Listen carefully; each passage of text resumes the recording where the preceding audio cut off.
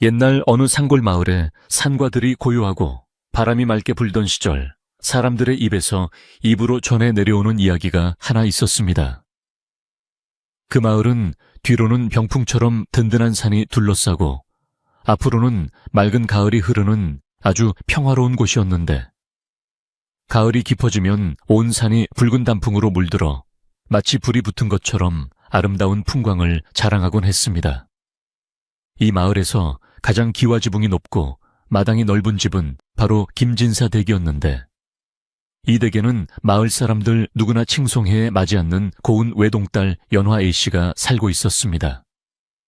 연화 씨는 마음씨가 비단결처럼 곱고 생김새, 또한 보름달처럼 환하여 마을의 총각들은 물론이고 이웃 마을의 한량들까지도 담장 너머로라도 A씨의 모습을 한번 보기를 소원할 정도였습니다. 어느 해 늦가을 김진사 댁 마당은 아침부터 밤늦게까지 사람들의 발길이 끊이지 않고 떡을 찌는 구수한 냄새와 전을 부치는 고소한 기름 냄새가 온 동네로 퍼져나갔습니다. 바로 연화 A씨의 혼례 날짜가 잡혔기 때문인데, 김진사는 하나뿐인 딸을 시집 보내기 위해 1년 전부터 옷감을 장만하고 곳간을 채우며 정성을 다해 준비해 왔습니다. 마당 한가운데에는 멍석이 깔리고 동네 안악들은 삼삼오오 모여 앉아 잔치국수에 쓸 육수를 끓이거나 과일을 깎으며 이야기꽃을 피웠습니다. 하지만 왁자지껄한 잔치 분위기 속에서도 왠지 모를 긴장감이 감돌았는데, 그것은 신랑 될 사람이 이웃 마을 최부자 댁 아들이라는 사실 때문이었습니다. 최부자는 재물은 많으나 인심이 야박하기로 소문났고, 그의 아들 또한 학문을 닦기보다는 저작거리에서 돈을 쓰며 놀기를 좋아한다는 흉흉한 소문이 바람결에 들려오곤 했습니다. 김진사 댁에서 10년 넘게 머슴살이를 해온 바우는 이른 새벽부터 일어나 마당을 쓸고 장작을 패느라 눈콧들 새 없이 바쁜 시간을 보내고 있었습니다. 바우는 말수가 적고 우직한 성품을 지닌 사내로 황소처럼 힘이 장사였지만 결코 그 힘을 함부로 쓰는 법이 없었으며, 김진사 댁의 구준일은 도맡아 하면서도 불평 한마디 하지 않는 듬직한 일꾼이었습니다. 그는 묵묵히 도끼를 들어 장작을 내리쳤지만 그의 도끼질 소리에는 평소와 달리 어딘가 모르게 깊은 한숨이 서려 있는 듯했습니다. 바우는 어릴 적 부모를 잃고 김진사 댁에 들어와 연화 A씨와 함께 자라다시피 했는데, 신분은 다르지만 마음속 깊은 곳에서는 A씨를 향한 연모의 정을 남몰래 키워오고 있었기 때문입니다.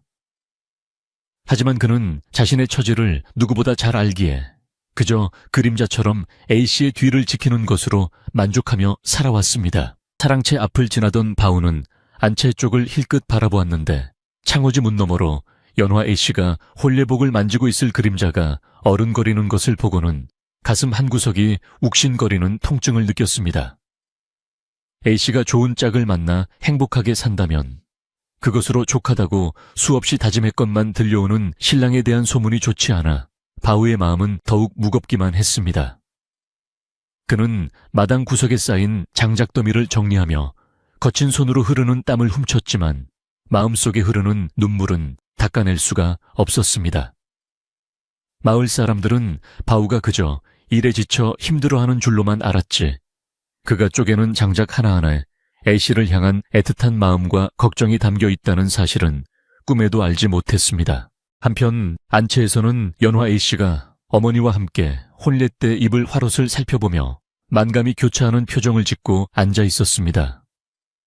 어머니는 딸의 손을 꼭 잡으며 부잣집으로 시집가면 고생 모르고 살 것이라며 위로했지만 연화 A씨의 얼굴에는 수심이 가득했습니다.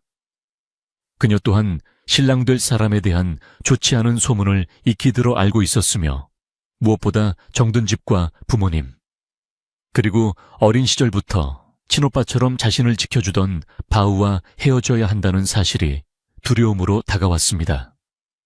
A씨는 창문을 살짝 열어 마당을 내다보았는데, 쌀쌀한 가을바람에 낙엽이 뒹구는 마당 한편에서 묵묵히 일하는 바우의 넓은 등을 보자 콧날이 시큰해지며 눈시울이 붉어졌습니다. 김진사는 사랑방에 앉아 손님 맞을 준비를 점검하며 하인들에게 이것저것 지시를 내리고 있었지만 그 또한 마음이 편치만은 않았습니다. 최 부자댁의 재력을 보고 혼사를 결정하기는 했으나 사위될 사람의 인물됨이 영 마땅치 않았기 때문입니다. 하지만 이미 함이 오가고 날짜까지 잡힌 마당에 이제 와서 혼사를 물릴 수도 없는 노릇이었기에 김진사는 애써 불안한 마음을 감추고 허허 웃으며 마을 사람들에게 술과 고기를 넉넉히 대접하라고 호기롭게 외쳤습니다. 그는 이번 혼례가 가문의 위세를 드높이는 계기가 되기를 바랐지만 마음 한구석에서는 딸을 험한 곳으로 보내는 것은 아닌가 하는 아비로서의 걱정이 가시지 않아 곤방대만 줄기차게 피워 물었습니다. 부엌에서는 동네 아주머니들이 모여 앉아 전을 부치며 신랑에 대한 이야기를 소곤소곤 나누고 있었는데 그들의 목소리는 낮았지만 바우의 귀에는 천둥소리처럼 크게 들렸습니다. 한 아주머니가 글쎄 최 부자 아들이 며칠 전에도 기생집에서 술판을 벌였다지 뭔가 라고 말하자 다른 아주머니가 혀를 차며 아이고 저 고운 연화 아씨가 그런 남봉꾼한테 시집을 가서 어찌 살고 참말로 아깝네 아까워 라고 맞장구를 쳤습니다. 바우는 그 소리를 듣지 않으려고 애써 도끼질에 힘을 주었지만 장작이 쪼개지는 소리보다 아주머니들의 걱정 섞인 한탄이 가슴을 더 깊게 파고들었습니다. 그는 자신이 아무것도 할 수 없는 천한 머슴이라는 사실이 그 어느 때보다 원망스럽고 비참하게 느껴졌습니다. 해가 뉘엿뉘엿 저물어가고 서산 마루에 붉은 노을이 걸리자 김진사 댁의 늙은 노모, 즉 연화 A씨의 할머니가 마루에 나와 앉아 지팡이를 짚고 먼 산을 바라보았습니다. 할머니는 평소에도 예지력이 있어 집안의 대소사를 챙기곤 했는데 이번 혼례를 앞두고는 며칠째 잠을 설치며 뒤숭숭한 꿈을 꾸고 있었습니다. 할머니는 마당을 가로질러 물동이를 나르는 바우를 불러 세우고는 바우야, 내일은 우리 집안에 큰일이 있는 날이니 네가 눈을 부릅뜨고 잘 살펴야 한다. 사람이란 겉모습만 보고는 모르는 법이니 무슨 일이 생기거든 네가 우리 연화를 지켜주어야 한다 라고 의미심장한 말을 건넸습니다. 바우는 할머니의 말씀에 깊이 고개를 숙여 대답하며 무슨 일이 있어도 A씨를 지키겠노라고 마음속으로 굳게 다짐했습니다. 밤이 깊어지자 마을은 고요해졌지만 김진사 댁만은 내일 있을 혼례 준비로 불이 꺼지지 않았습니다. 청사초롱이 처마 밑에 매달려 가을바람에 흔들리고 곳간에는 내일 손님들에게 대접할 쌀과 곡식이 가득 쌓여 있었습니다. 바우는 늦은 밤까지 마당을 서성이며 혹시라도 빠진 것은 없는지 내일 쓸 물건들은 제대로 갖추어졌는지 꼼꼼하게 살폈습니다. 그는 내일이면 A씨가 가마를 타고 이 집을 떠난다는 사실을 받아들이기 힘들었지만 마지막까지 A씨가 편안하게 떠날 수 있도록 돕는 것이 자신의 도리라고 생각했습니다. 하늘에는 구름 사이로 희미한 달이 떠 있었고 바우는 그 달을 바라보며 A씨의 앞날에 행복만 가득하기를 간절히 빌고 또 빌었습니다. 드디어 혼례 당일 아침이 밝아왔고 산골 마을에 차가운 새벽 공기를 가르며 수탈개 울음소리가 힘차게 울려 퍼졌습니다. 동이 트기도 전에 김진사 댁은 벌써부터 사람들로 북적이기 시작했는데 마을 사람들은 저마다 한복을 차려입고 잔칫집으로 모여들었습니다. 마당에는 차일이 쳐지고 멍석 위에는 교자상이 놓였으며 병풍 앞에는 신랑 신부가 절을 올릴 대례청이 근사하게 차려졌습니다. 바우는 새 옷으로 갈아입을 겨를도 없이 헌옷을 입은 채 부지런히 상을 나르고 의자를 배치하며 땀을 흘렸습니다. 그의 임에는 땀방울이 송골송골 맺혔지만 표정은 그 어느 때보다 진지하고 비장해 보였습니다. 오늘은 그가 모시는 A씨의 일생일 때 가장 중요한 날이었기 때문입니다. 연화 A씨는 새벽같이 일어나 목욕재개를 하고 곱게 단장을 시작했는데 다홍침에 연두 저고리를 입고 족두리를 쓴 모습은 마치 하늘에서 내려온 선녀처럼 아름다웠습니다. 얼굴에는 하얗게 분을 바르고 입술에는 붉은 연지를 찍었지만 긴장한 탓인지 가늘게 떨리는 손끝은 감출 수가 없었습니다. 방 안에 함께 있던 유모는 A씨의 손을 꼭 잡으며 아씨, 걱정 마세요. 다 잘 될 겁니다. 아씨 복이 많으시니 좋은 일이 가득할 거예요. 라고 다독였지만 유모의 눈가에도 물기가 어려 있었습니다. A씨는 거울 속에 비친 자신의 모습을 바라보며 이제는 돌아올 수 없는 강을 건너는 듯한 아득한 기분을 느꼈습니다. 밖에서 들려오는 풍악 소리가 가까워질수록 A씨의 심장은 더욱 빠르게 뛰기 시작했습니다.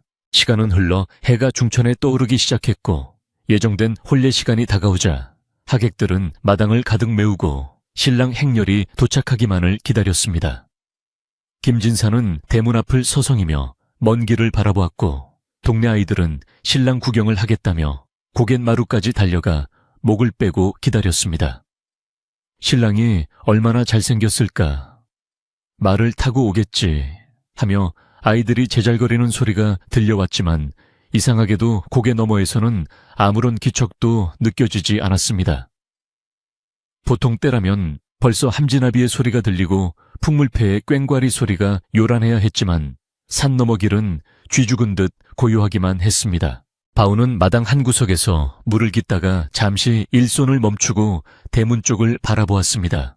그의 가슴 속에서는 알 수 없는 불안감이 싹트기 시작했는데 그것은 어젯밤 할머니가 하신 말씀과 무관하지 않았습니다. 설마 무슨 일이 생긴 것은 아니겠지 하는 생각이 머릿속을 스치고 지나갔지만 그는 애써 고개를 저으며 불길한 생각을 떨쳐버리려 했습니다. 하지만 시간이 지날수록 사람들의 웅성거림은 커져만 갔고 웃음소리로 가득했던 마당에는 서서히 무거운 침묵과 의구심이 퍼져나가기 시작했습니다. 햇살은 따사롭게 내리쬐는데 사람들의 표정은 점점 어두워져만 가는 기묘한 상황이 벌어지고 있었습니다. 김진사의 표정은 시간이 갈수록 초조함으로 일그러졌고 그는 하인 한 명을 불러 급히 고갯마루로 보내 상황을 알아보게 했습니다. 가서 신랑 행렬이 어디쯤 오고 있는지 보고 오너라. 혹시 오는 길에 수레라도 고장난 것은 아닌지 아니면 잠시 쉬고 있는 것인지 알아보고 오란 말이다. 하인은 김진사의 호령에 불이 나게 달려나갔고 김진사는 뒷짐을 지고 마당을 맴돌며 타들어가는 속을 달랬습니다. 안채에 있는 연화 A씨와 가족들 또한 숨을 죽인 채 바깥의 동정 살피기에 여념이 없었고 잔치상에 올려진 음식들은 식어가고 있었습니다. 마을의 어르신들은 툇마루에 앉아 술잔을 기울이면서도 자꾸만 대문 쪽을 힐끔거렸습니다. 참 이상한 일이로세. 최부자 되기 늦을 사람들은 아닌데 말이야.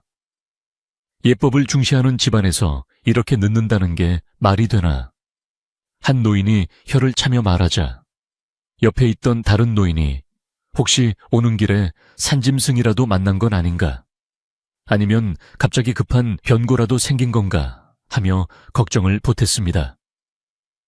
바우는 사람들 틈에서 조용히 상황을 지켜보고 있었지만 그의 눈빛은 매섭게 빛나고 있었으며 만약의 사태에 대비해 언제든지 달려나갈 준비를 하고 있었습니다. 그는 본능적으로 오늘 이 혼례가 순탄하게 흘러가지 않을 것임을 직감하고 있었습니다. 그러는 사이 산 너머에서 헐레벌떡 뛰어오는 하인의 모습이 보였습니다. 하인은 얼마나 급하게 달려왔는지 숨이 턱 끝까지 차올라 얼굴이 벌겋게 상기되어 있었고 땀으로 온몸이 젖어 있었습니다.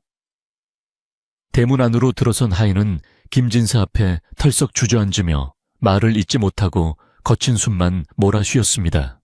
마당에 있던 모든 사람들의 시선이 하인의 입에 쏠렸고 정적 속에서 긴장감은 최고조에 달했습니다. 김진사는 떨리는 목소리로 그래 어찌 된 일이냐, 신랑은 어디쯤 오고 있더냐 라고 물었습니다. 하지만 하인은 고개를 들지 못한 채 땅만 바라보며 몸을 부들부들 떨고 있었습니다. 하인의 입에서 나온 말은 그야말로 청천벽력과도 같았습니다.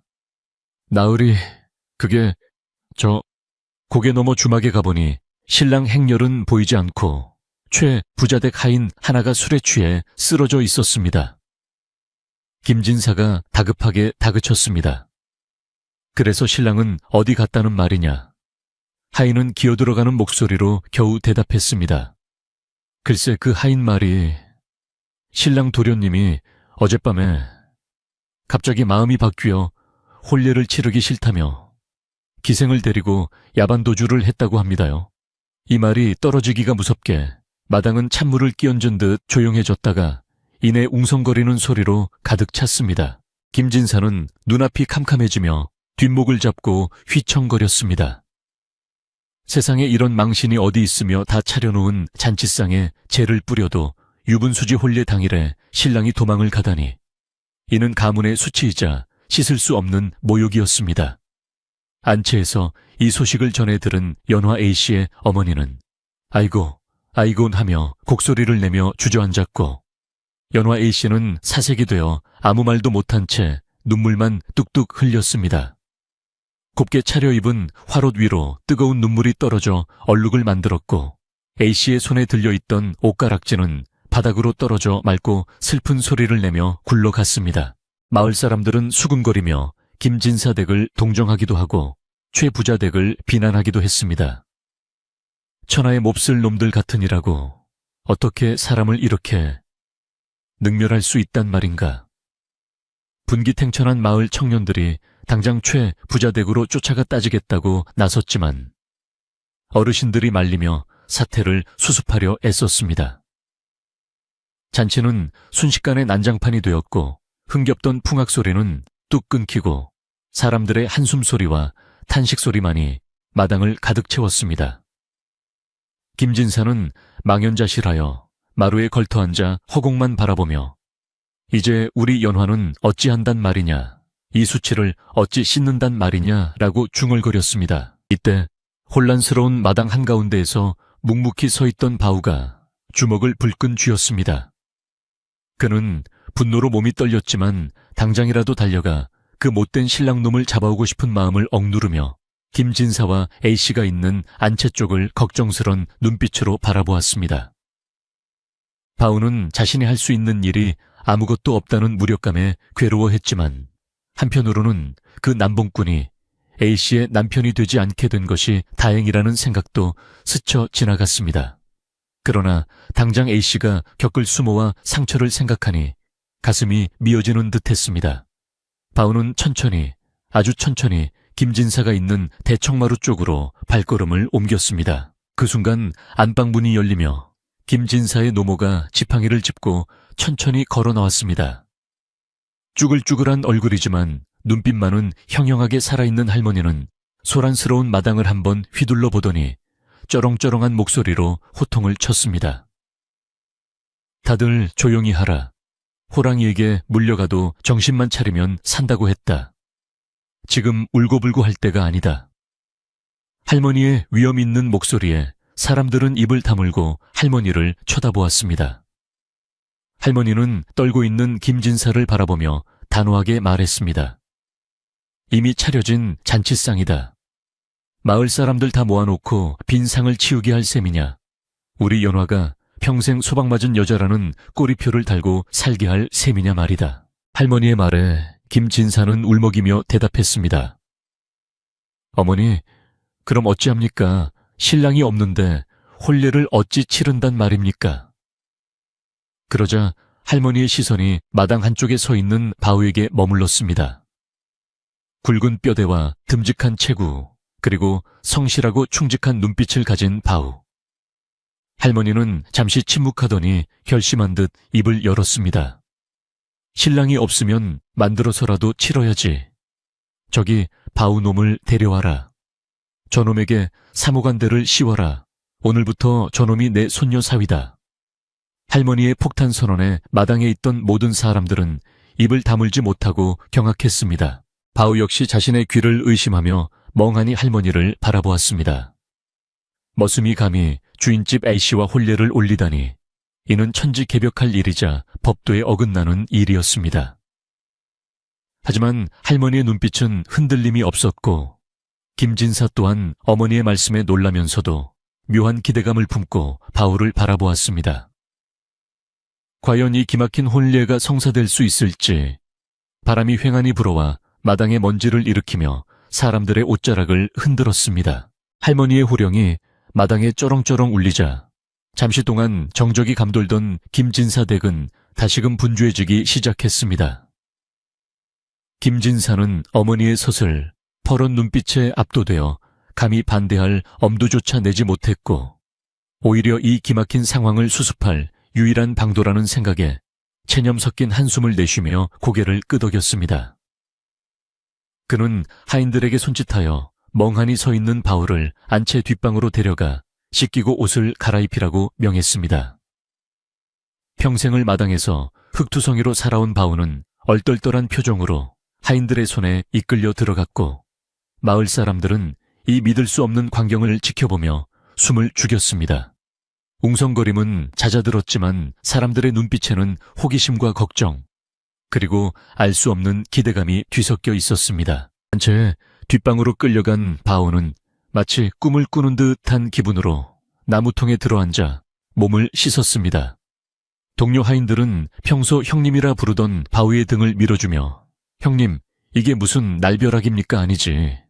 호박이 넝쿨째 굴러 들어온 것입니까? 하며 농담 반 진담 반의 말을 건넸습니다. 바오는 아무 대답도 하지 못하고 그저 거친 손으로 얼굴을 문질렀는데 차가운 물이 피부에 닿자 그제야 정신이 조금 드는 듯 했습니다. 그는 자신이 지금 감히 넘볼 수 없는 자리에 오르려 한다는 두려움에 몸을 떨었지만 한편으로는 연화 A씨가 겪을 수모를 막아야 한다는 책임감이 가슴 깊은 곳에서 뜨겁게 솟구쳐 올랐습니다. 목욕을 마친 바우가 방 한가운데 서자 하인들은 미리 준비해둔 신랑의 의복을 가져왔습니다. 본래 최부자댁 아들이 입었어야 할 사무관대였으나 이제는 주인을 잃고 바우의 몸에 걸쳐지게 된 것이었습니다. 짙은 남색 관복을 입고 허리에는 각대를 두르자 평소에 투박한 머슴 바우는 온데간데 없고 늠름하고 위풍당당한 장부의 모습이 드러났습니다. 바우는 어깨가 넓고 키가 커서 OST가 남달랐는데 옷을 입히던 하인들조차 와, 형님 옷이 날개라더니 진짜 양반집 도련님 같습니다요. 하며 감탄을 금치 못했습니다. 바우는 거울 속에 비친 낯선 자신의 모습을 바라보며 이 옷의 무게만큼이나 무거운 운명의 짐을 느꼈습니다. 마지막으로 머리에 사물을 쓰자 모든 준비가 끝났습니다. 바우는 잠시 눈을 감고 심호흡을 하며 떨리는 마음을 진정시키려 애썼습니다. 문 밖에서는 풍악 소리가 다시 울리기 시작했고 사람들의 웅성거림이 더욱 커져만 갔습니다. 신랑 나온다 하는 소리와 함께 방문이 열리자 바우는 천천히 그러나 힘찬 발걸음으로 마당으로 나섰습니다. 가을 햇살이 그의 어깨 위로 쏟아져 내렸고 청사초롱이 바람에 흔들리며 그를 맞이했습니다. 바우가 대청마루를 내려와 멍석이 깔린 마당 한가운데로 걸어가자 모여있던 마을 사람들의 시선이 일제히 그에게로 쏠렸습니다. 사람들은 바우의 변신에 입을 다물지 못했습니다. 흙 묻은 옷을 입고 장작을 패던 머슴의 모습은 사라지고 훤칠하고 기품 있는 신랑이 그들 앞에 서 있었기 때문입니다. 세상에 저게 정말 바우란 말인가? 인물이 저렇게 훤했었나? 동네 안악들은 수군거리며 얼굴을 붉혔고 어르신들은 고개를 끄덕이며 허허 사람 팔자 시간 문제라더니 옷을 입혀놓으니 영락없는 장군감이구만 하며 감탄했습니다. 김진사조차 늠름한 바우의 모습에 놀라움을 감추지 못하고 잠시나마 근심을 잊은 채 멍하니 바라보았습니다. 바우는 쏟아지는 시선이 부담스러웠지만 흔들리지 않는 눈빛으로 정면을 응시하며 대례청 앞에 섰습니다. 이윽고 연화 A씨가 유모의 부축을 받으며 안채에서 걸어 나왔습니다.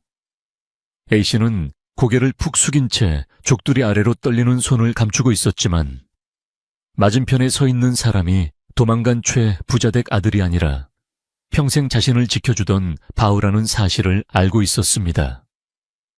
A씨의 마음속에는 복잡한 감정이 소용돌이쳤습니다.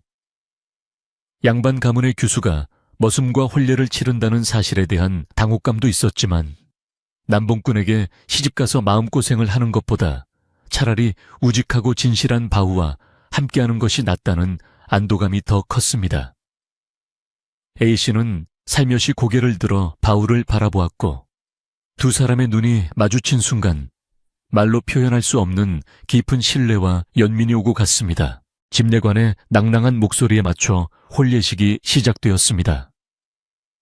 바우는 서툴지만 정성을 다해 절을 올렸습니다. 기러기를 드리는 전할례를 행할 때 바우의 손은 거칠고 투박했지만 그 안에 담긴 마음만은 세상 어느 신랑보다도 진지하고 엄숙했습니다. 연화의 씨 또한 맞절을 하며 평생을 함께할 낭군으로서 바우를 받아들였습니다. 가을바람이 불어와 두 사람의 옷자락을 휘날리게 했고 단풍잎 몇 개가 춤을 추듯 날아와 대례청 위에 살포시 내려앉았습니다. 마을 사람들은 처음에는 이 기묘한 혼례를 걱정스러운 눈으로 지켜보았으나 의식이 진행될수록 두 사람의 진심 어린 모습에 감동하여 점차 축복의 눈길을 보내기 시작했습니다. 식이 끝나고 잔치가 벌어지자 마당은 다시 활기를 되찾았습니다. 비록 신랑이 바뀌는 초유의 사태가 있었지만 마을 사람들은 오히려 잘된 일이라며 술잔을 기울였습니다. 그 부자댁 아들놈보다는 100번 낫지 바우 저 친구가 얼마나 성실한가. 사람들은 바우에게 다가와 술을 권하며 등을 두드려 주었습니다. 바우는 평소 같으면 감히 겸상도 못할 어르신들이 따라주는 술을 받으며 어쩔 줄 몰라 했지만 김진사의 노모가 흐뭇한 표정으로 지켜보고 있었기에 예의를 갖추어 술잔을 비웠습니다. 김진사는 한쪽 구석에서 영업 후 술을 마시며 쓰린 속을 달랬지만 딸의 얼굴에 옅은 미소가 번지는 것을 보고는 더 이상 불평하지 않기로 마음먹었습니다. 해는 어느덧 서산 너머로 완전히 넘어가고 사방에 어둠이 깔리기 시작했습니다. 잔치를 즐기던 사람들도 하나둘 집으로 돌아가고 김진사 댁에는 고요한 정적이 찾아왔습니다. 청사초롱의 불빛만이 은은하게 마당을 비추는 가운데 바우와 연화 A씨는 신방으로 들어갔습니다. 신방 안에는 원앙금침이 깔려 있었고 촛불이 일렁이며 두 사람의 그림자를 벽에 비추었습니다. 바우는 신방에 들어와서도 차마 자리에 앉지 못하고 문가에 무릎을 꿇고 앉아 고개를 숙이고 있었습니다. 그는 자신이 이 방에 있는 것이 꿈만 같으면서도 동시에 A씨를 욕되게 하는 것은 아닌가 하는 죄책감에 시달렸습니다. 긴 침묵을 깬 것은 연화 A씨였습니다. A씨는 조용히 일어나 주안상을 가져와 바우 앞에 놓았습니다. 그리고 고운 목소리로 말했습니다. 서방님, 이리 가까이 오셔서 앉으세요. 밤이 깊었습니다. 서방님이라는 호칭에 바우는 깜짝 놀라 고개를 들었습니다. 아, A씨, 아니 부인, 저는 그저... 바우는 말을 잇지 못하고 더듬거렸습니다. A씨는 미소를 지으며 바우의 손을 잡아 끌어 아랫목에 앉혔습니다. 오늘 마을 사람들 앞에서 천지신명께 맹세하고 부부가 되었습니다. 이제 당신은 저의 지아비이십니다.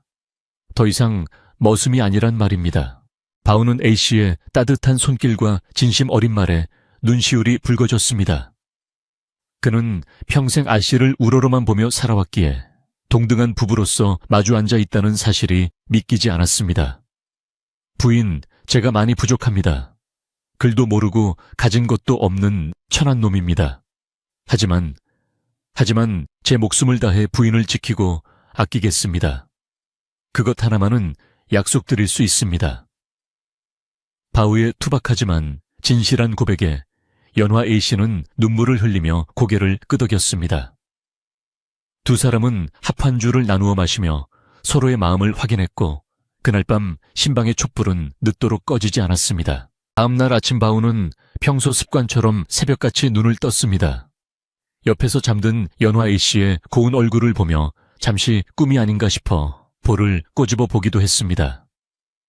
그는 조심스럽게 이불을 걷고 일어나 옷을 챙겨 입고 밖으로 나갔습니다. 마당에는 어제 잔치의 흔적이 그대로 남아 있었고 바우는 습관적으로 빗자루를 찾아들고 마당을 쓸기 시작했습니다. 그는 자신이 신랑이 되었다는 사실을 잊은 것은 아니었지만 몸에 밴 부지런함과 겸손함을 하루아침에 버릴 수는 없었습니다. 쓱싹쓱싹 새벽 공기를 가르는 빗자루 소리가 정겹게 들려왔습니다. 일찍 일어난 김진사가 사랑채 문을 열고 나오다 마당을 쓸고 있는 바울을 발견하고는 멈칫했습니다. 사위가 되었으면 의젓하게 방에 앉아 있을 것이지 청승맞게 빗자루질을 하고 있는 꼴이 못마땅하기도 하고 한편으로는 기특하기도 했습니다. 김진사는 헛기침을 하며 이봐 바우 서방, 이제 자네는 이 집의 사위일세. 그런 굳은 일은 하인들에게 시키고 들어가게 라고 말했습니다. 바우 서방이라는 낯선 호칭에 바우는 화들짝 놀라 빗자루를 놓고 허리를 숙였습니다. 장인어른 편히 주무셨습니까? 아직 하인들이 일어나지 않아 몸 좀 풀 겸 하고 있었습니다. 그때 연화의 씨가 방문을 열고 나와 바우에게 다가갔습니다. 서방님, 아침 이슬이 찹니다. 어서 들어오셔서 세수하세요. A씨는 자연스럽게 바우의 옷매무새를 다듬어 주었고 그 모습을 본 하인들은 부러움 섞인 눈길을 보내며 쑥덕거렸습니다. 바우는 쑥스러워 얼굴이 빨개졌지만 A씨의 손길을 거부하지는 않았습니다. 김진사 댁의 하루는 그렇게 평소와 다름없는 듯 하면서도 완전히 달라진 모습으로 시작되었습니다. 바우는 낮에는 하인들을 통솔하여 농사일을 돌보고 밤에는 A씨에게 글을 배우며 점차 집안의 든든한 기둥으로 자리 잡아가기 시작했습니다. 마을에는 김진사 댁의 기이한 혼례 이야기가 널리 퍼져 나갔습니다. 사람들은 처음에는 호기심에 쑥덕거렸지만 바우가 사위로서 훌륭하게 역할을 해내고 연화 A씨 또한 행복해 보이는 모습을 보며 점차 그들을 인정하고 축복해 주었습니다. 역시 사람은 겉모습이 다가 아니야. 바우, 저 친구가 진국이었어. 마을 사람들은 칭찬을 아끼지 않았고 김진사 또한 사위 자랑을 넌지시 늘어놓으며 어깨를 으쓱거리곤 했습니다. 모든 것이 순조롭게 풀려가는 듯했고 김진사 댁에는 평화로운 나날이 이어졌습니다. 그러나 사람의 입은 무섭게 빨라서 소문은 산 넘고 물 건너 이웃 마을까지 전해졌습니다. 소문은 돌고 돌아 도망갔던 진짜 신랑 최 부자댁 아들의 귀에도 들어가게 되었습니다. 그는 기생집에서 며칠을 흥청망청 보내다가 돈이 떨어지자 슬슬 집 생각이 나던 참이었습니다. 그러던 중 주막에서 술꾼들이 나누는 이야기를 엿듣게 되었는데 김진사 댁딸 연화가 그렇게 절색이라며 도망간 신랑 대신 머슴이랑 혼례를 올렸다는데 둘이 깨가 쏟아진다 더구먼 하는 내용이었습니다. 최 부자댁 아들은 귀가 번쩍 뜨였습니다. 그는 자신이 걷어찼던 신부가 절세미인이라는 사실에 배가 아팠고 감히 자신의 자리를 쳐난 머슴놈이 꿰찼다는 사실에 자존심이 상했습니다. 게다가 김진사 댁에서 준비했을 막대한 지참금과 예물들이 아까워지기 시작했습니다. 술김에 그리고 못된 욕심에 눈이 먼 그는 주먹을 쾅 내리치며 소리쳤습니다. 뭐라고 내 색시를 머슴놈이 차지했다고 이런 천하에 죽일 놈들을 봤나. 내 당장 가서 요절을 내고 내 색시를 찾아와야겠다. 그의 눈에는 탐욕과 질투의 불꽃이 이글거렸습니다. 최 부자댁 아들은 곧바로 집으로 돌아가 하인들을 불러 모았습니다. 그리고 몽둥이와 밧줄을 챙기라며 난동을 부렸습니다. 최 부자는 아들의 행패에 놀라 말렸지만 이미 눈이 뒤집힌 아들의 고집을 꺾을 수는 없었습니다. 아버지, 김진사 댁이 우리를 능멸했습니다. 신랑이 없다고 머슴을 사위로 삼다니요. 이게 말이나 됩니까? 제가 가서 그놈들을 혼내주고 연화를 데려오겠습니다. 그리고 그 집 재산도 다 제 것입니다. 그는 억지를 부리며 패거리를 이끌고 김진사 댁이 있는 상골 마을로 향했습니다. 그 무렵 김진사 댁 노모는 툇마루에 앉아 바느질을 하다가 바늘에 손가락을 찔려 피를 보았습니다. 붉은 피가 하얀 옷감에 번지자 할머니는 불길한 예감에 눈살을 찌푸렸습니다. 그리고 하늘을 올려다 보았는데 맑았던 가을 하늘에 갑자기 검은 먹구름이 몰려오며 바람이 거세게 불기 시작했습니다. 마당의 낙엽들이 회오리 바람에 휩쓸려 요란하게 춤을 추었고 까마귀 떼가 지붕 위를 날아가며 기분 나쁜 울음소리를 내뱉었습니다. 할머니는 하던 일을 멈추고 지팡이를 짚으며 일어섰습니다. 바람 소리가 심상치 않구나. 비바람이 몰아치려나 보다. 할머니는 혼잣말처럼 중얼거렸지만 그 목소리에는 깊은 우려가 담겨 있었습니다.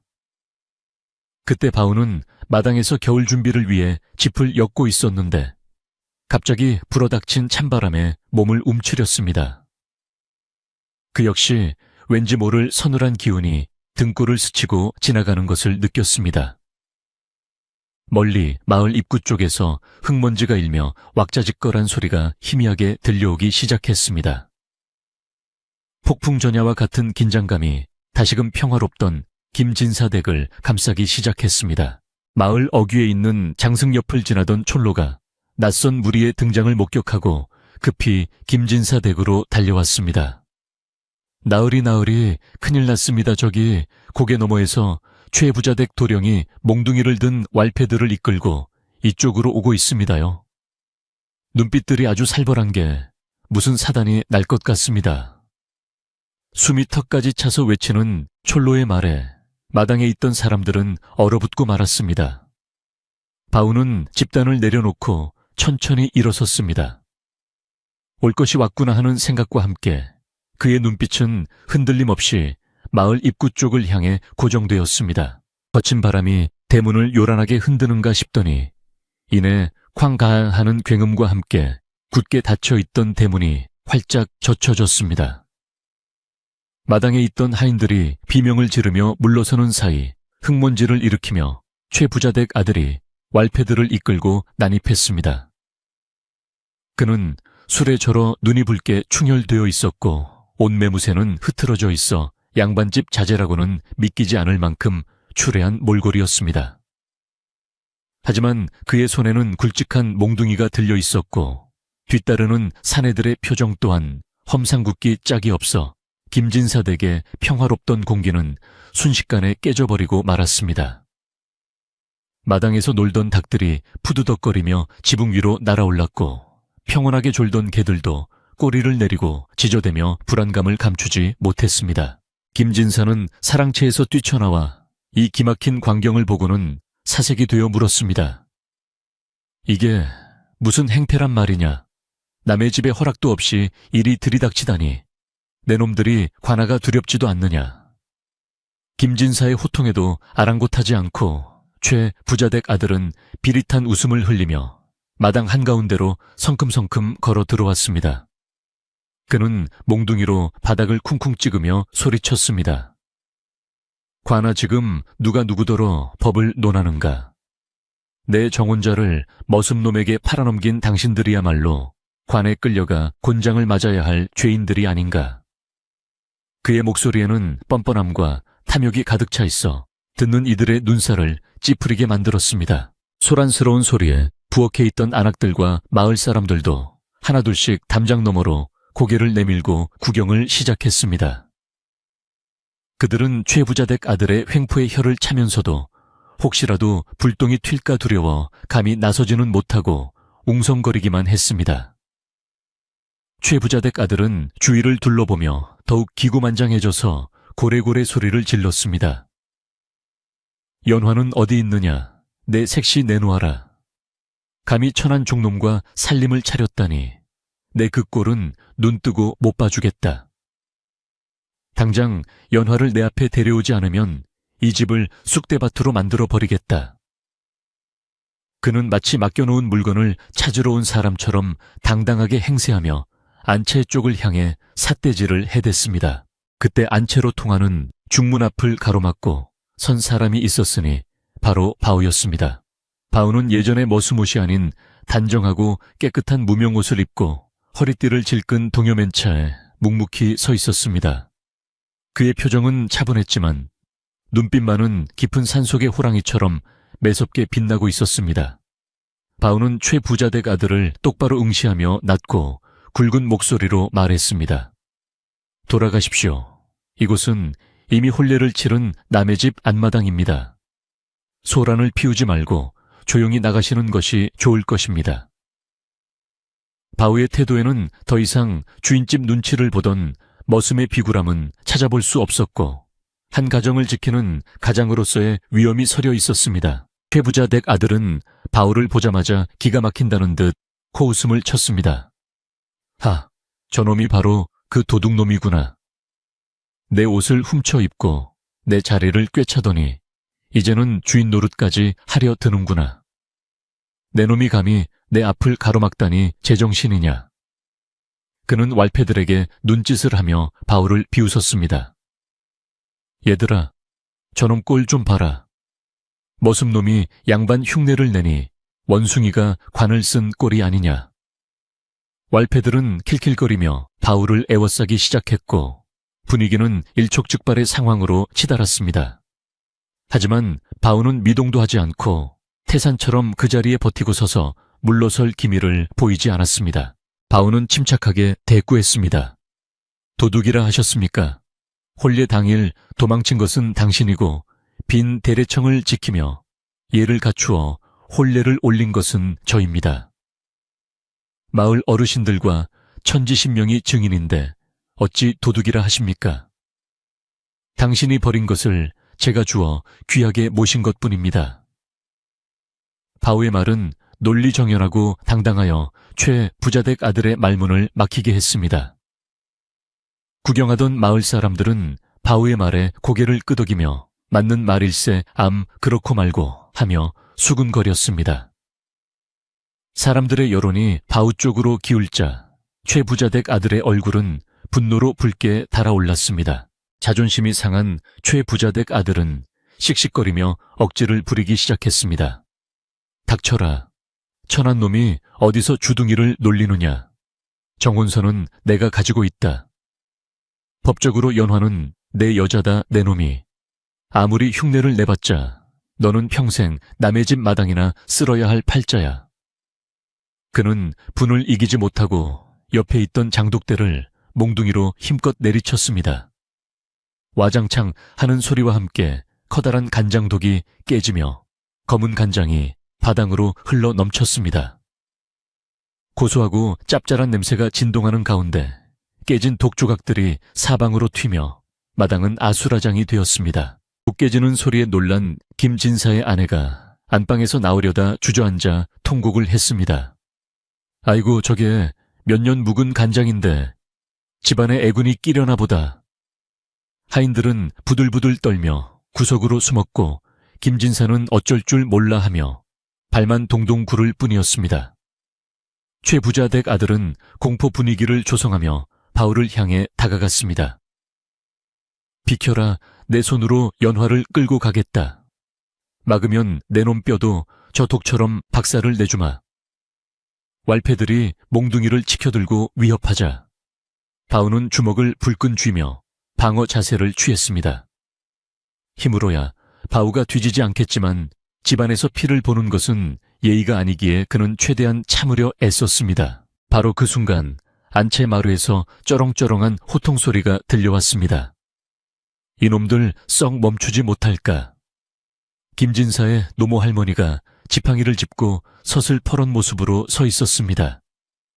할머니는 백발을 휘날리며 마당으로 내려와 깨진 장독대와 난장판이 된 집안 꼴을 둘러보았습니다. 그리고는 최 부자 댁 아들을 노려보며 꾸짖었습니다. 네가 최진사의 아들이냐. 애비 얼굴에 먹칠을 해도 유분수지 남의 잔칫날 도망갔던 놈이 무슨 낯짝으로 다시 와서 행패를 부린단 말이냐. 내 놈 속셈을 내가 모를 줄 아느냐. 연화가 탐나는 것이 아니라 우리 집 재물이 탐나서 온 게지. 할머니의 전곡을 찌르는 말에 최 부자 댁 아들은 흠칫 놀랐지만 이내 뻔뻔하게 대꾸했습니다. 할망구, 말 조심해. 내 물건 찾으러 온 게 무슨 잘못이야. 늙었으면 방구석에나 있을 것이지. 어디서 나서 그의 폐륜적인 언세 마을 사람들은 경악을 금치 못했습니다. 천하의 호로자식 같으니라고 어른한테 말버릇 좀 보게. 여기저기서 비난의 목소리가 터져 나왔습니다. 하지만 최 부자댁 아들은 들은 척도 하지 않고 왈패들에게 눈짓을 보내며 할머니를 밀치라고 위협했습니다. 바오는 더 이상 참을 수 없었습니다. 그가 번개같이 몸을 날려 할머니 앞을 막아섰습니다. 왈패 하나가 몽둥이를 휘둘렀지만 바오는 가볍게 피하고는 그의 팔목을 낚아채 비틀어 버렸습니다. 으악이 하는 비명과 함께 왈패가 바닥에 나뒹굴었습니다. 바오의 힘은 실로 장사였습니다. 그는 쓰러진 왈패를 쳐다보지도 않고 최 부자댁 아들을 향해 경고했습니다. 어르신께 손가락 하나라도 댔다가는 제 목숨을 걸고 너희들을 가만두지 않겠다. 당장 내 집에서 나가라. 바오의 기세에 눌린 왈패들은 주춤거리며 뒤로 물러섰습니다. 상황이 불리하게 돌아가자 최 부자댁 아들은 비열한 수법을 쓰기로 했습니다. 그는 품에서 종이 한 장을 꺼내 흔들며 소리쳤습니다. 이게 바로 정원서다. 여기 김진사의 도장이 찍혀 있어. 관에 가서 사또께 이 문서를 보이면 누가 죄인인지 판가름 날 것이다. 머슴놈이 양반집 규수를 겁탈했다고 고발하면 내 놈은 곤장에 맞아 죽을 것이고 김진사 댁은 패가 망신할 것이다.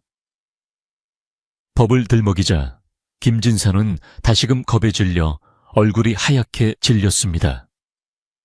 당시 사회에서 신분 질서와 문서는 무시할 수 없는 절대적인 힘이었기 때문입니다. 마을 사람들도 관아라는 말에 술렁거리기 시작했습니다. 아무리 인륜이 중요해도 법대로 따지면 바오가 불리할 수도 있다는 걱정 때문이었습니다.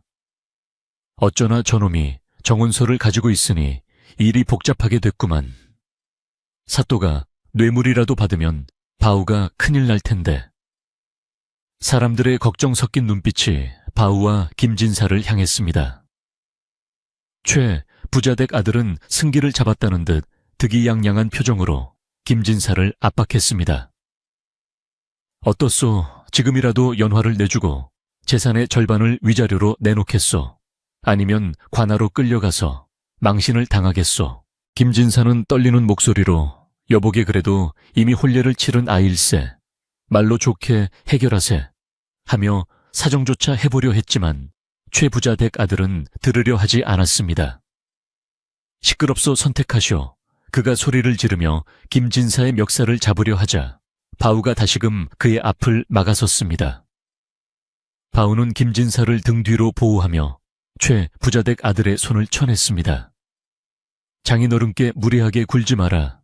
정혼서가 대수냐 사람의 도리가 먼저지.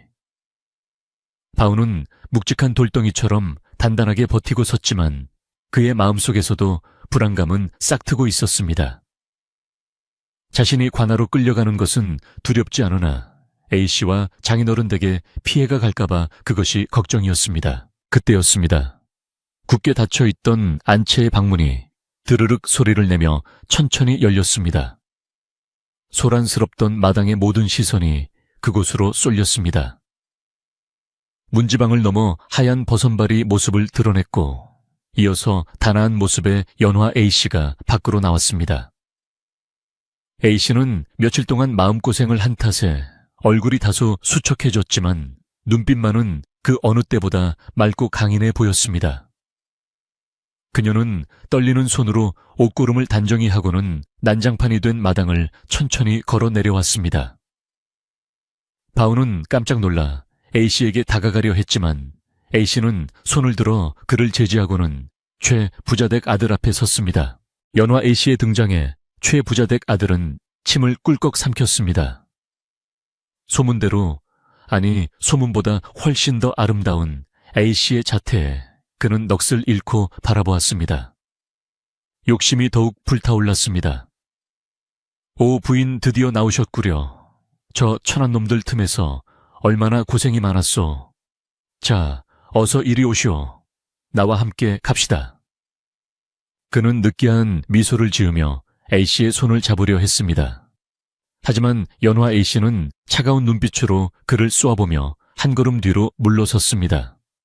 그녀의 서늘한 기운에 최 부자댁 아들은 멈칫했습니다. 아씨는 품이 있으면서도 단호한 목소리로 입을 열었습니다. 부인이라 부르지 마십시오. 저는 당신의 부인이 아닙니다. 제 지아비는 저기 서 계신 바우님 한 분뿐입니다.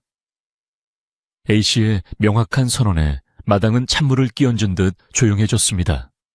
최 부자댁 아들은 얼굴이 일그러지며 소리쳤습니다. 뭐라고? 네가 미쳤구나. 정혼한 낭군을 두고 어디서 머슴놈을 지아비라 부르느냐. 그러나 A씨는 조금도 물러서지 않고 말을 이었습니다. 혼례날 도망친 것은 당신입니다. 저를 버리고 가문의 명예를 짓밟은 사람이 이제 와서 무슨 권리로 남편 행세를 합니까? 최 부자댁 아들은 말문이 막히자 억지를 부렸습니다. 여자의 마음은 갈대라더니 머슴놈하고 며칠 살더니 정이라도 든 개냐 저놈이 밤기술이라도 좋더냐. 그의 입에서 차마 담지 못할 음담패설이 나오자 바우의 눈에서 불꽃이 튀었습니다. 바우가 주먹을 휘두르려 하자 아씨가 바우의 팔을 잡았습니다. 그녀는 바우를 바라보며 고개를 저었고 다시 최 부자댁 아들을 향해 차갑게 말했습니다. 당신의 그 더러운 입이 당신의 인격을 말해주는군요. 재물은 많을지 몰라도 마음은 짐승만도 못합니다. 당장 내 집에서 나가십시오. 모욕을 당한 최 부자댁 아들은 이성을 잃었습니다. 이 독한 계집이 어디서 감히 그가 손을 들어 A씨의 뺨을 때리려 했습니다. 그 순간 바우가 번개처럼 그 팔을 낚아채어 허공에서 멈춰 세웠습니다. 바우의 악력에 최 부자댁 아들은 비명을 질렀습니다. 으악, 이거 놓지 못해. 바우는 낮게 으르렁거렸습니다. 내 아내에게 손대지 마라. 이번에는 팔을 부러뜨리는 것으로 끝나지 않을 것이다. 바우의 살기 어린 눈빛에 최 부자댁 아들은 오금이 저려 다리가 후들거렸습니다. 상황이 험악해지자 마을 청년들도 더 이상 보고만 있지 않았습니다.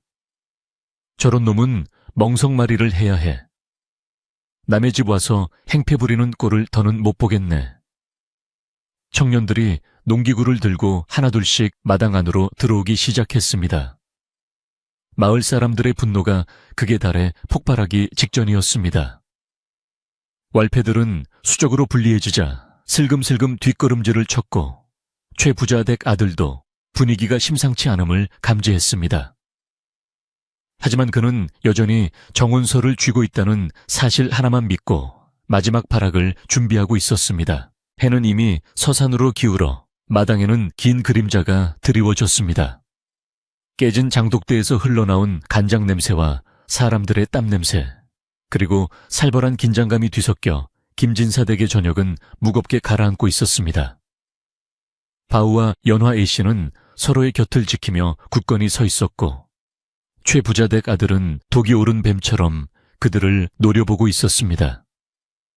이 지독한 악연을 끊어내기 위해서는 단순한 힘겨루기가 아닌 명백하고 공개적인 판결이 필요해 보였습니다.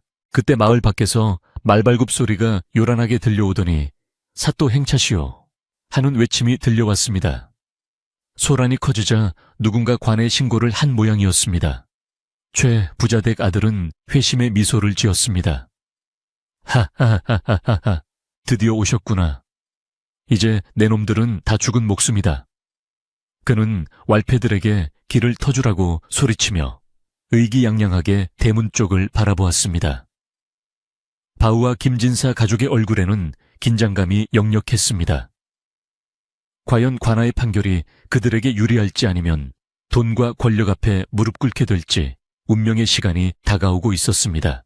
육중한 말발굽 소리와 함께 관아의 포졸들이 육모방망이를 들고 나타나자 아수라장 같던 김진사 댁 마당에는 일순간 찬물을 끼얹은 듯 무거운 침묵이 내려 앉았습니다.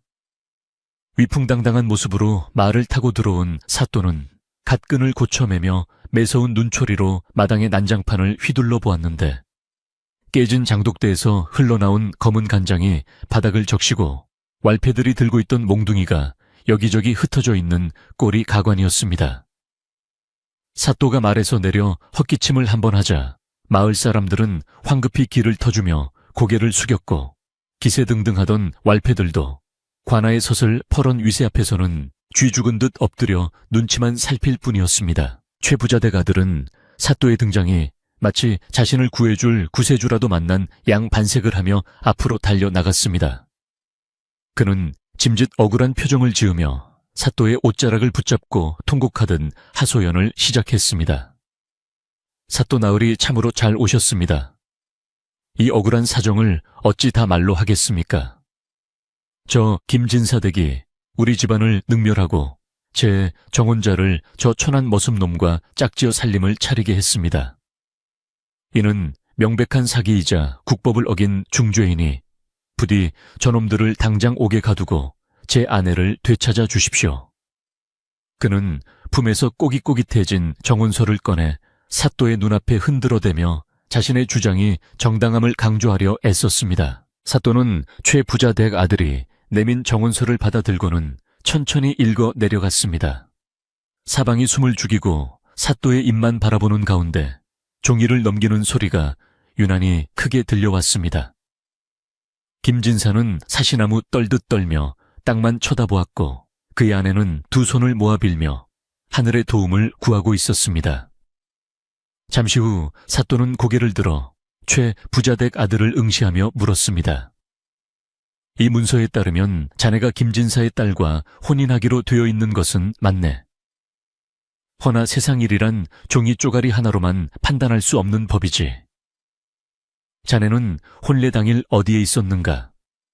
사또의 날카로운 질문에 최 부자댁 아들은 순간 말문이 막혀 눈동자를 굴렸습니다. 최 부자댁 아들은 당황한 기색을 감추며 변명을 늘어놓았습니다. 그것은 잠시 급한 사정이 생겨 자리를 비웠을 뿐입니다. 제가 돌아오니 이미 저 머슴놈이 제 자리를 차지하고 있었습니다. 잠시 자리를 비운 사이에 남의 아내를 가로채는 법이 어디 있습니까? 그의 뻔뻔한 거짓말에 구경하던 마을 사람들은 웅성거리며 분통을 터뜨렸습니다.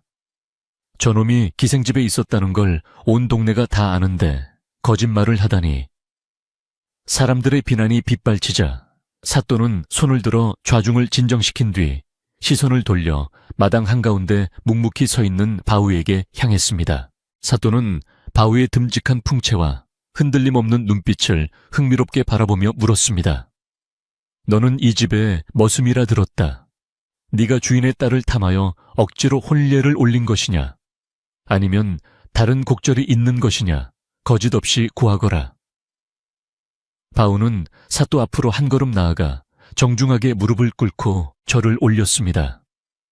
그리고 낮지만 힘있는 목소리로 대답했습니다.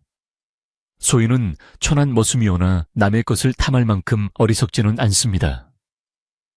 혼례 당일 신랑이 도망쳐 빈 상이 되자 주인 어르신과 A씨의 명예가 땅에 떨어질 것을 염려하여 감히 그 자리를 대신하였습니다. 이는 어르신들의 뜻을 따른 것이며 하늘의 맹세코 사사로운 욕심은 없었습니다. 바우의 진실된 답변에 사또는 고개를 끄덕였습니다. 이번에는 김진사에게 물었습니다. 김진사 자네는 어찌 생각하는가? 저 머슴의 말이 사실인가? 김진사는 두려움에 떨면서도 딸과 사위를 지키기 위해 용기를 내어 앞으로 나섰습니다. 예, 사또 나으리, 모든 것이 사실입니다. 최 부자댁 아들이 혼례 당일 기생과 놀아나느라 오지 않아 잔치가 엉망이 되었을 때 우리 가문의 수치를 막아준 것은 바로 저 바우입니다. 비록 신부는 천하나 그 마음 씀씀이는 양반보다 낫기에 제가 사위로 인정하였습니다. 김진사의 떨리는 고백은 듣는 이들의 가슴을 울렸습니다. 그러자 최 부자댁 아들은 펄쩍 뛰며 반박했습니다. 말도 안 됩니다. 아무리 그래도 정혼서가 엄연히 존재하는데 어찌 머슴놈을 사위로 삼습니까? 이는 법도를 무시하는 처사입니다. 그는 끝까지 종이 한 장에 매달려 자신의 권리를 주장했습니다. 이때 안채 마루에 앉아있던 노모가 지팡이를 짚고 천천히 걸어 내려왔습니다. 할머니는 사또 앞에 서서 정중히 인사를 올린 뒤 쩌렁쩌렁한 목소리로 말했습니다. 사또 나으리 법이란 사람을 살리기 위해 있는 것이지 죽이기 위해 있는 것이 아닙니다. 혼례는 양가 친척과 마을 사람들 앞에서 맺는 약속인데 그 약속을 헌신짝처럼 버린 자에게 무슨 자격이 있단 말입니까? 할머니의 호소는 마당에 있는 모든 사람들의 마음을 움직였습니다. 할머니는 이어서 최부자댁 아들을 손가락으로 가리키며 꾸짖었습니다. 내 놈이 진정 연화를 아꼈다면 혼례날 도망치지도 않았을 것이고 이제 와서 행패를 부리지도 않았을 것이다. 네가 탐내는 것은 내 손녀가 아니라 우리 집 재산과 내 놈의 구겨진 자존심뿐이지 않느냐. 할머니의 통찰력 있는 지적에 최부자댁 아들은 얼굴이 불그락푸르락해지며 아무 말도 하지 못했습니다. 사또는 턱수염을 쓰다듬으며 깊은 생각에 잠겼습니다. 긴 침묵 끝에 사또는 연화 아씨를 불렀습니다. 부인의 생각은 어떠하시오? 누구를 진정한 지아비로 섬기겠소? 연화 A씨는 조용히 앞으로 나와 바우의 옆에 나란히 무릎을 꿇었습니다. 그리고 단호한 목소리로 말했습니다. 제 지아비는 여기 있는 바우님입니다. 비단 옷을 입고 도망친 사람보다 무명 옷을 입고 제 곁을 지켜준 이 사람이 진정한 제 남편입니다. 법으로 저를 묶으려 한다면 차라리 옥에 갇혀 죽을지언정 저 파렴치한 사람에게 돌아가지는 않겠습니다. A씨의 결연한 의지에 사또는 마침내 결심을 굳힌 듯 했습니다. 사또는 자리에서 일어나 정원서를 높이 쳐들었습니다. 잘 듣거라. 혼인은 일륜지대사로 신의가 가장 중요한 덕목이다. 최가놈은 혼례 당일 신부를 버리고 도망침으로써 스스로 그 자격을 포기하였다. 따라서 이 정혼서는 휴지 조각과 다름없다. 사또는 그 자리에서 정혼서를 북북 찢어 허공에 날려버렸습니다.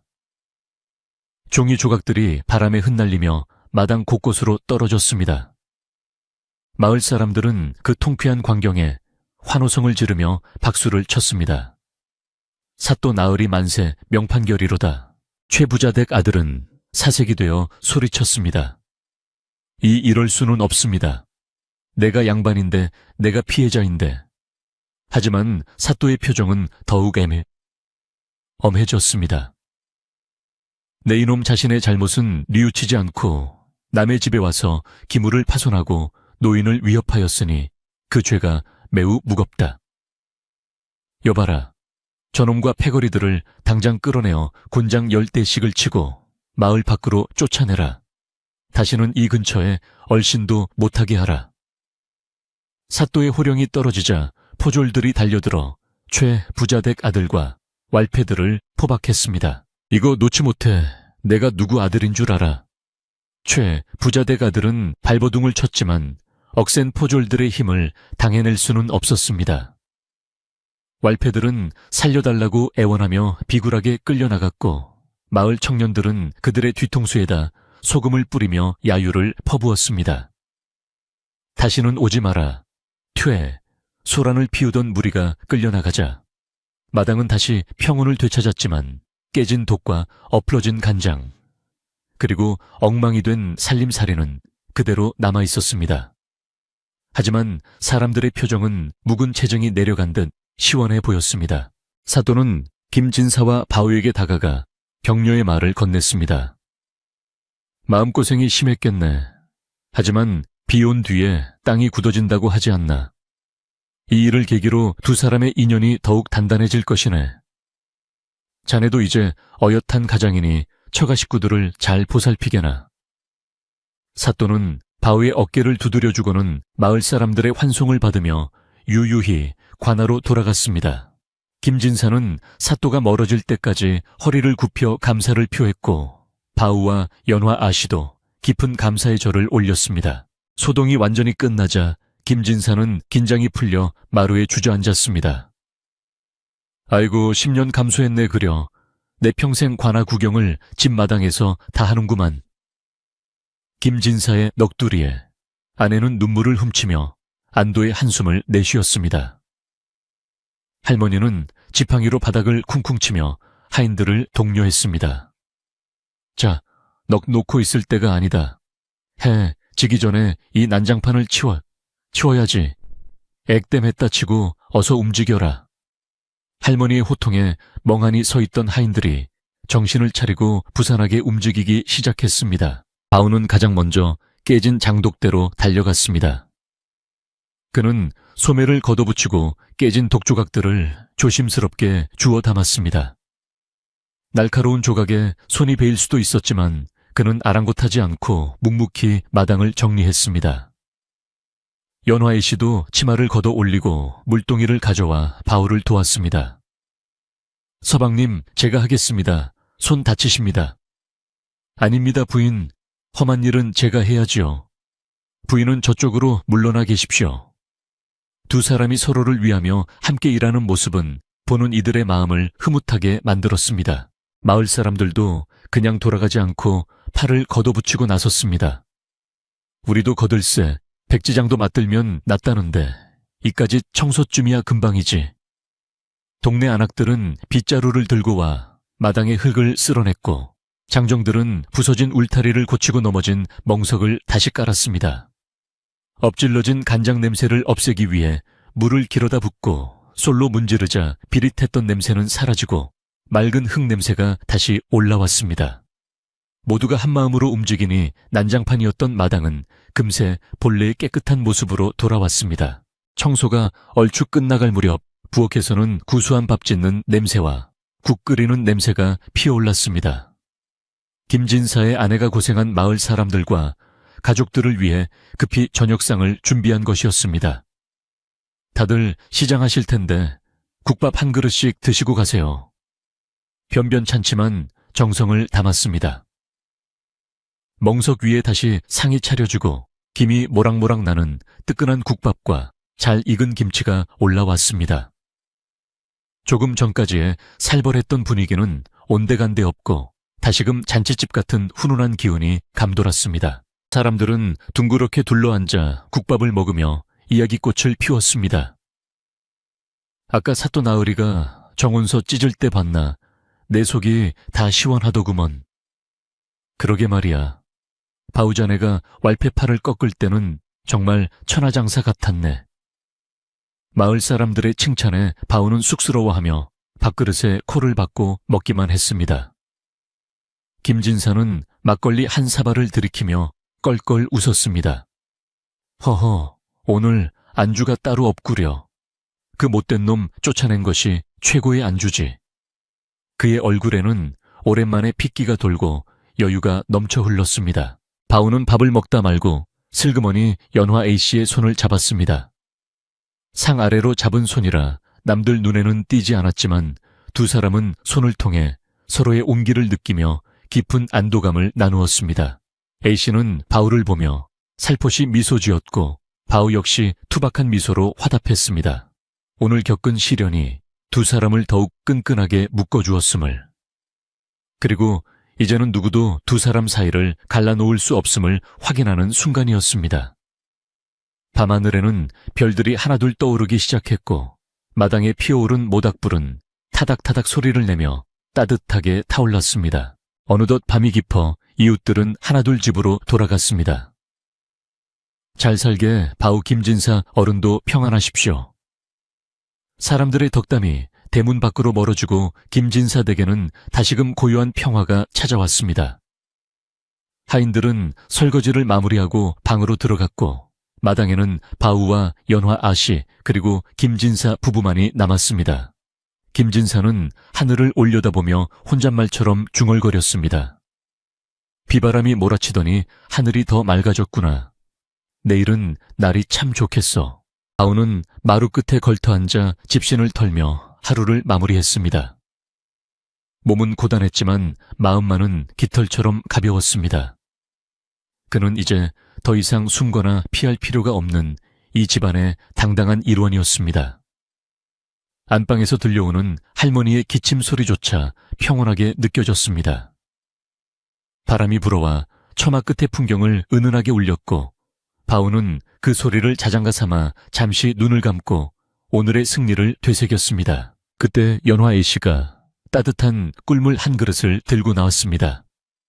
서방님, 오늘 정말 고생 많으셨어요. 이거 드시고 몸 좀 녹이세요. 달콤한 꿀물 향기가 코끝을 간지럽혔습니다. 바우는 그릇을 받아들며 A씨의 얼굴을 지그시 바라보았습니다. 달빛 아래 빛나는 A씨의 얼굴은 그 어떤 꽃보다도 아름다웠습니다. 고맙습니다, 부인. 부인이 계셔서 제가 용기를 낼 수 있었습니다. 두 사람은 나란히 툇마루에 앉아 깊어가는 가을밤의 정취를 나누었습니다. 험한 파도를 넘고 비로소 평온한 항구에 도착한 배처럼 김진사 댁의 밤은 그렇게 깊고 따뜻하게 저물어 갔습니다. 소란스러웠던 가을이 지나고 김진사 댁에도 어느덧 매서운 겨울바람이 불어오기 시작했습니다. 마당을 어지럽히던 낙엽들은 모두 자취를 감추었고 대신 하얗고 차가운 서리가 기와지붕과 장독대 위에 내려앉아 아침마다 은색으로 빛났습니다. 그토록 시끄러웠던 최부자 댁 아들의 난동사건 이후 마을은 언제 그랬냐는 듯 다시금 깊은 평온 속으로 잠겨들었습니다. 하지만 그 고요함은 예전의 적막함과는 달랐는데 김진사 댁 담장 너머로는 이제 끊이지 않는 웃음소리와 책 읽는 소리가 은은하게 흘러나와 마을 사람들의 마음까지 훈훈하게 데워주었기 때문입니다.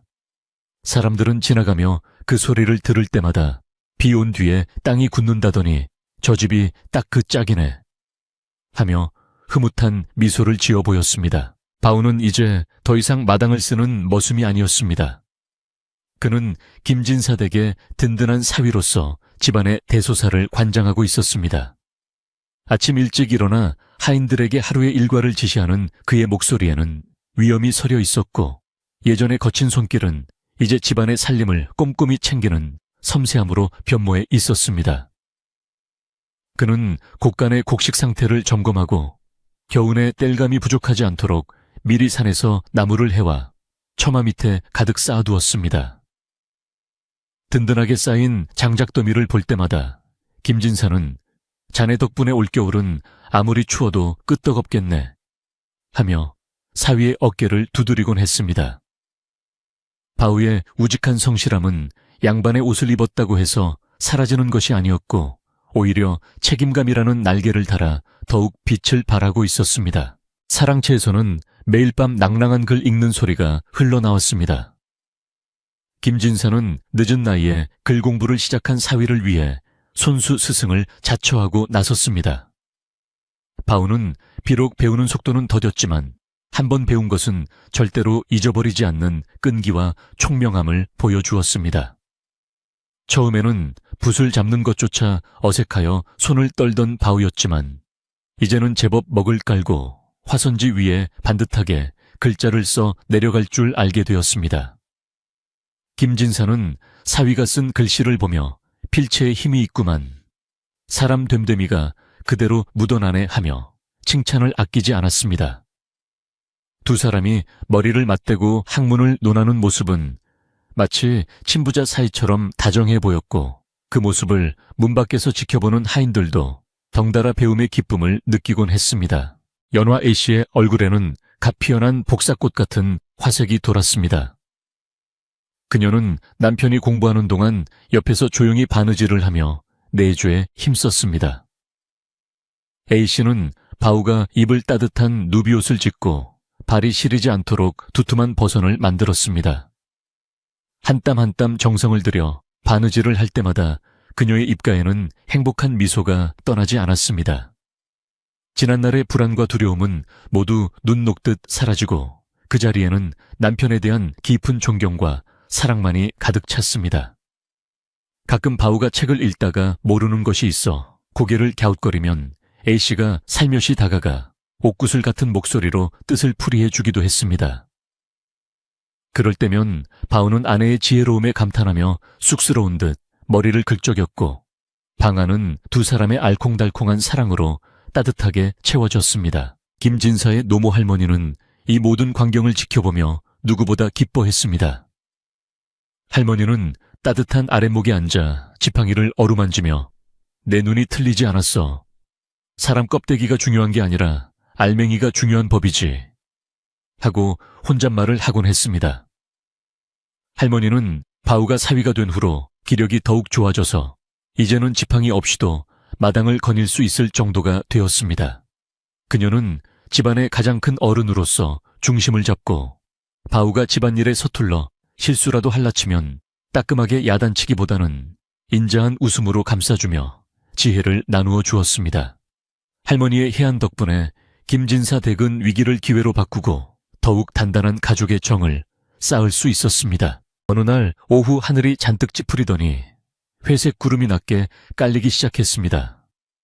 공기는 습기를 머금어 무거웠고 바람끝이 맵차게 느껴지는 것이 곧 눈이라도 쏟아질 기세였습니다. 마을 사람들은 서둘러 널어놓았던 시래기를 걷어들이고 장독 뚜껑을 단단히 닫으며 눈채비를 서둘렀습니다. 바우 역시 하인들과 함께 마당에 있는 멍석을 걷고 외양간의 소들에게 여물을 넉넉히 주며 분주하게 움직였습니다. 그는 하늘을 올려다보며 오늘 밤에는 큰 눈이 오겠습니다. 문풍지를 다시 한번 점검해야겠습니다. 라고 말하며 꼼꼼하게 집안을 살폈습니다. 그의 예상이 맞았다는 듯 해가 질 무렵부터 하얀 눈송이가 하나둘씩 흩날리기 시작했습니다. 첫눈이었습니다. 하늘에서 솜털 같은 눈송이가 펑펑 쏟아져 내리자 온 세상은 순식간에 하얀색으로 옷을 갈아입었습니다. 검게 드러났던 밭고랑도 울퉁불퉁했던 돌담도 앙상했던 나뭇가지도 모두 부드러운 눈 이불을 덮고 포근한 잠에 빠져들었습니다. 바우와 연화 A씨는 툇마루에 나란히 앉아 내리는 눈을 하염없이 바라보았습니다. 세상의 모든 소음을 삼켜버린 듯 고요한 눈 내리는 풍경은 두 사람의 마음을 차분하게 가라앉혀 주었습니다. 바우가 조용히 입을 열었습니다.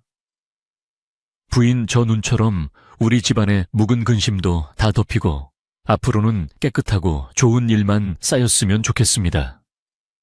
A씨는 바우의 손을 꼭 잡으며 고개를 끄덕였습니다. 이미 서방님 덕분에 우리 집은 봄날 같습니다. 밤이 깊어지자 눈발은 더욱 거세졌고 밖은 한 치 앞도 분간할 수 없을 정도로 캄캄해졌습니다. 하지만 김진사 댁 사랑방은 그 어느 때보다 밝고 따뜻했습니다. 김진사는 가족들을 모두 사랑방으로 불렀습니다. 방 한가운데에는 화로가 놓여 있었고 숯불 위에서는 알밤이 타닥타닥 소리를 내며 익어가고 있었습니다. 고소한 군밤 냄새가 방 안가득 퍼지자 사람들의 입안에는 군침이 돌았습니다. 김진사 부부 할머니 그리고 바우와 연화 A씨까지 온 가족이 화로 둥글게 둘러앉아 오순도순 이야기꽃을 피우기 시작했습니다. 밖에서는 찬바람이 윙윙거리며 창호지 문을 두드렸지만 방 안에 온기는 그 바람조차 범접할 수 없을 만큼 아늑했습니다. 할머니가 잘 익은 군밤 하나를 까서 바우에게 건넸습니다. 자, 우리 듬직한 맞사위가 먼저 먹게나. 올 한 해 고생 많았네. 바우는 황송하여 두 손으로 밤을 받았습니다. 할머니 감사합니다.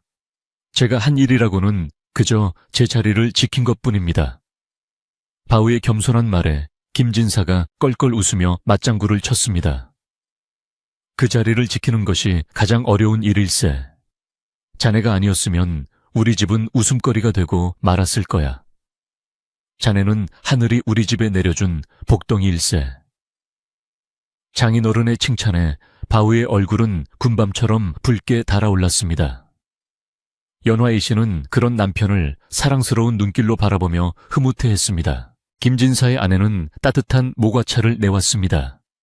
김이 모락모락 나는 찻잔을 손에 쥐자 얼었던 몸과 마음이 사르르 녹아내리는 듯 했습니다. 어쩜 눈이 이렇게 많이 오는지 내일 아침이면 문을 열기도 힘들겠어요. 장모님의 걱정에 바우가 씩씩하게 대답했습니다. 걱정 마십시오, 장모님. 제가 새벽같이 일어나 길을 터놓겠습니다. 눈 치우는 것쯤이야 제게는 일도 아닙니다. 바우의 든든한 대답에 모두가 웃음을 터뜨렸습니다. 예전 같았으면 머슴으로서 당연히 해야 할 일이었겠지만 이제는 가족을 위하는 사위의 마음에서 우러나온 말이기에 그 울림이 달랐습니다. 이야기는 자연스럽게 옛날 일들로 흘러갔습니다. 할머니는 바우가 처음 이 집에 들어왔던 어린 시절 이야기를 꺼냈습니다. 그때는 콧물 흘리는 코 흘리개였는데 언제 이렇게 커서 장가까지 들었는지 세월 참 빠르다. 할머니 회상에 바우는 쑥스러워하면서도 자신을 거두어주고 키워준 주인댁에 대한 감사의 마음을 다시 한번 되새겼습니다. 그는 자신이 받은 은혜를 갚기 위해서라도 평생 이 가족을 위해 헌신하겠다고 마음속으로 다짐했습니다. 연화 A씨 또한 어린 시절 바우와 함께 놀던 추억을 떠올리며 그들의 인연이 아주 오래전부터 이어져 온 운명이었음을 깨달았습니다. 김진사는 문득 바우에게 글공부 실력을 뽐내보라고 권했습니다. 자, 바우 서방, 그동안 갈고 닦은 실력을 한번 보여주게나. 시 한 수 읊어볼 텐가. 바우는 잠시 망설이다가 자세를 고쳐 앉고 목청을 가다듬었습니다. 그리고 서툴지만 진중한 목소리로 배운 시를 읊었습니다. 산은 묵묵히 서 있어도 그 높음을 자랑하지 않고 물은 쉼없이 흘러도 그 깊음을 다투지 않는다. 비록 유려한 솜씨는 아니었지만 한 글자 한 글자에 담긴 정성과 울림은 듣는 이들의 가슴을 파고들었습니다. 김진사는 눈시울을 붉히며 고개를 끄덕였고 연화 A씨는 남편의 성장에 감격하여 손수건으로 눈가를 찍어냈습니다. 밤은 점점 깊어가고 화로의 숯불도 하얗게 사그라들고 있었습니다. 하지만 누구도 자리를 뜨려 하지 않았습니다. 이 따뜻하고 평화로운 시간을 조금이라도 더 붙잡고 싶었기 때문입니다. 밖에서는 눈의 무게를 이기지 못한 나뭇가지가 투둑하고 부러지는 소리가 들려왔지만 그 소리조차 정겹게 느껴질 만큼 집안은 평온했습니다. 김진사 댁은 이제 단순히 주종관계가 아닌 진정한 사랑과 신뢰로 묶인 하나의 완벽한 가족이 되어 있었습니다. 탐욕스러운 최부자 댁 아들이 가져다준 시련은 오히려 이 가족을 하나로 묶어주는 단단한 끈이 되어주었던 것입니다. 시간이 늦어 잠자리에 들 시간이 되었습니다. 바우는 어른들의 이부자리를 봐드리고 마지막으로 아궁이에 장작을 넉넉히 넣었습니다. 타오르는 불꽃을 보며 바우는 지난 가을날의 소동을 떠올렸습니다. 도망간 신랑 절망적인 상황, 그리고 떨리는 마음으로 썼던 사모관대. 그 모든 것이 주마등처럼 스쳐 지나갔습니다. 만약 그때 용기를 내지 않았더라면 지금의 이 행복은 없었을 것입니다. 그는 자신의 선택이 옳았음을, 그리고 진심은 언제나 통한다는 사실을 다시 한번 확인했습니다. 방으로 돌아온 바우와 연화 아씨는 나란히 누웠습니다. 창호지 문 너머로 눈 내리는 밤의 희미한 빛이 스며들어 방 안을 은은하게 비추었습니다. 연화 A씨가 조용히 속삭였습니다. 서방님, 밖이 참 고요하지요. 세상이 멈춘 것 같아요. 바우는 아내를 품에 안으며 대답했습니다. 그러게 말이요. 내일 아침에 눈을 뜨면 온 세상이 새하얗게 변해 있겠지. 우리 앞날도 저 눈처럼 깨끗하고 밝을 것이오. 두 사람은 서로의 심장 소리를 들으며 평온한 침묵 속으로 빠져들었습니다. 밤새 눈은 그치지 않고 내렸습니다. 김진사 댁 지붕 위에도, 마당의 장독대 위에도, 그리고 마을 어귀의 장승 위에도 소복이 눈이 쌓였습니다. 그 눈은 세상의 모든 허물과 상처를 덮어주고 새로운 시작을 알리는 축복과도 같았습니다. 마을 사람들은 따뜻한 이불 속에서 곤히 잠들었고 김진사 댁의 가족들도 꿈없는 깊은 잠에 빠져들었습니다. 머슴이 신랑이 되고 위기가 축복이 된 이 기묘하고 아름다운 이야기는 쏟아지는 눈송이 속에 묻혀 전설처럼 마을의 역사 속으로 스며들었습니다. 옛날, 아주 먼 옛날, 상월 마을에 살던 우직한 머슴 바우와 고운 연화 A씨는 그렇게 서로를 아끼고 위하며 오래오래 행복하게 살았답니다. 바람이 맑게 불던 가을날 시작된 그들의 이야기는 눈 내리는 겨울밤의 따뜻한 온기 속에서 아름답게 맺어졌습니다. 여러분의 마음에도 바우의 진심과 연화 아씨의 현명함이 전해져 오늘 밤 편안하고 따뜻한 꿈을 꾸시길 바랍니다. 밤이 깊었습니다. 이제 모든 근심을 내려놓고 깊은 잠에 드세요. 안녕히 주무십시오.